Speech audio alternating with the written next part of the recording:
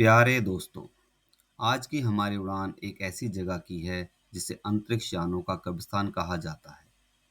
1970 के दशक में प्रशांत महासागर में इस जगह को अंतरिक्ष यानों का कब्रिस्तान बनाने की शुरुआत हुई।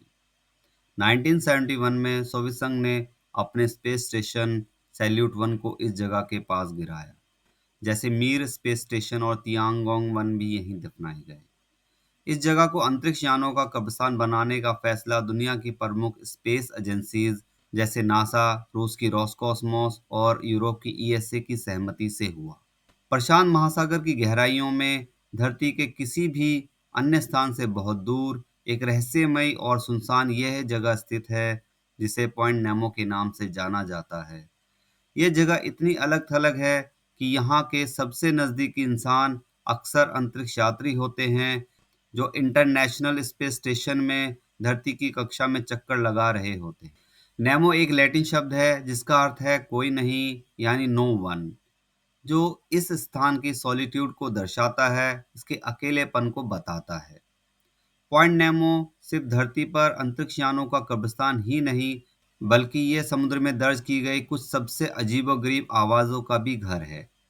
1997 में NOAA national oceanic and atmospheric administration के समुद्र वैज्ञानिकों ने प्रशांत महासागर में एक रहस्यमयी अल्ट्रा लो फ्रिक्वेंसी की आवाज़ दर्ज की। इस आवाज़ को द ब्लूप नाम दिया गया, जो किसी भी ज्ञात समुद्री जीव से ज़्यादा तेज़ थी और हज़ारों मील दूर स्थित कई अंडर वाटर हाइड्रोफोन्स द्वारा दर्ज की गई। यह आवाज़ अल्ट्रा लो फ्रिक्वेंसी में थी जिसे मानव कान नहीं सुन सकते। यह इतनी तेज थी कि इसे 5000 किलोमीटर दूर तक रिकॉर्ड किया गया। कुछ का मानना था कि द ब्लूप एक अज्ञात गहरे समुद्री राक्षस की आवाज़ है। एचपी लवक्राफ्ट एक मशहूर अमेरिकी लेखक थे जिन्होंने हॉरर और साइंस फिक्शन की कहानियां लिखी। उनकी सबसे प्रसिद्ध रचना है कुथुलू, एक विशालकाय रहस्यमयी समुद्री राक्षस जो उनकी कहानियों का मेन कैरेक्टर था।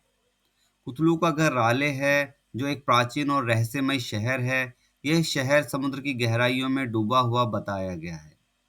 लवक्राफ्ट ने राले के कोऑर्डिनेट्स प्रशांत महासागर में बताए हैं। दिलचस्प बात यह है कि राले के कोऑर्डिनेट्स पॉइंट नेमो के बेहद करीब हैं। इस वजह से द ब्लूप को कुछ लोगों ने कुथुलू की आवाज बताया। हालांकि सालों के अध्ययन के बाद वैज्ञानिकों ने द ब्लूप को आइसबर्ग के टूटने की आवाज, जिसे आइसक्वेक कहा जाता है, के रूप में पहचाना। द ब्लूप के अलावा प्रशांत महासागर में कई अन्य रहस्यमयी आवाजें दर्ज की गई हैं। इनमें से कुछ प्रमुख आवाजें हैं, जैसे द जूलिया 1999 में दर्ज की गई आवाज एक लंबी, डरावनी और रहस्यमयी ध्वनि थी। द स्लो डाउन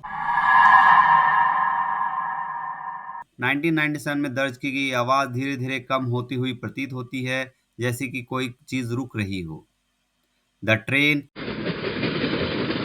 यह आवाज एक चलती हुई ट्रेन की तरह लगती है जो समुद्र की गहराइयों से आती है।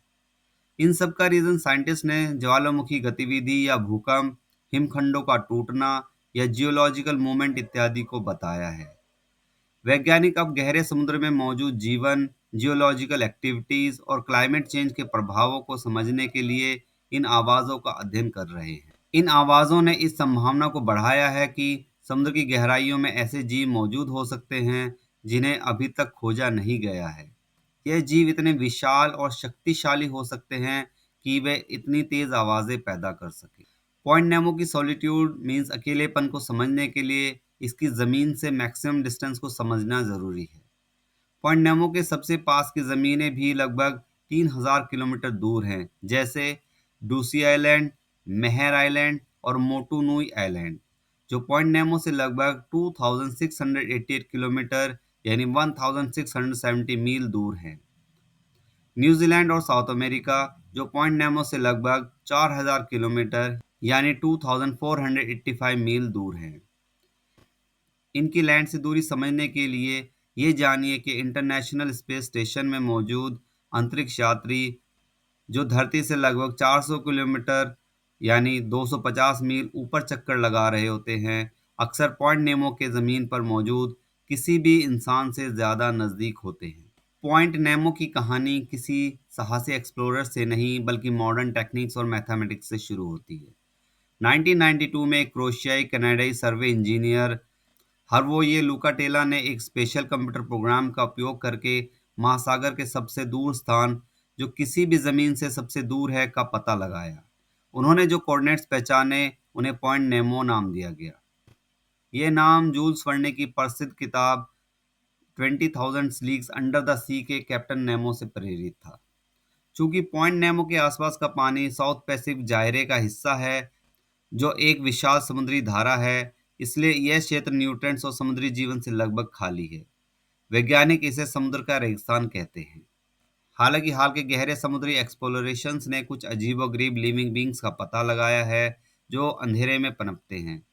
चमकदार जेलीफिश, विशाल स्क्विड और वो जीव जो भारी दबाव को सहन करते हैं, ये संकेत देते हैं कि अभी भी गहराई में कई रहस्य छिपे हो सकते हैं। पॉइंट नेमो सिर्फ मैप पर एक बिंदु से कहीं अधिक है। ये धरती की अनटच्ड विल्डरनेस, मानवता से अछूती एक जगह और एक्सप्लोरेशन के लिए अंतिम सीमा का प्रतीक है।